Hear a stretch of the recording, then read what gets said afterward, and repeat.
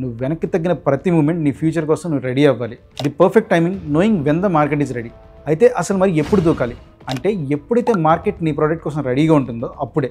దీన్ని మనం first mover advantage అని అంటాం. సరైన టైమింగ్లో కనుక నువ్వు ఎంట్రీ ఇస్తే మార్కెట్ని నువ్వే రూల్ చేయొచ్చు. రియల్ లైఫ్ కేస్ స్టడీ ఒకటి చెప్తాను.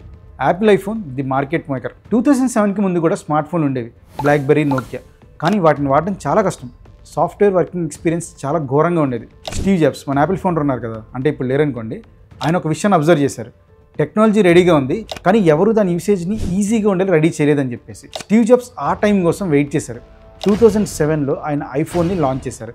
అది జస్ట్ ఒక ఫోన్ కాదు, ఒక ఈజీ టు యూజ్ ఇంటర్ఫేస్తో మనిషి తన అరచేతిలో ఈ ప్రపంచాన్ని పెట్టుకున్నంత పవర్ఫుల్ డివైస్ అది. వాళ్ళు లేట్ చేయలేదు. Technology like touch screen, mobile internet speed, వీటన్నిటి కోసం వెయిట్ చేశారు. ఇవన్నీ ఎప్పుడైతే ఆన్ టైంలో వచ్చినాయో వెంటనే మార్కెట్లోకి దూకేశారు. దాన్ని ప్రపంచానికి పరిచయం చేశారు.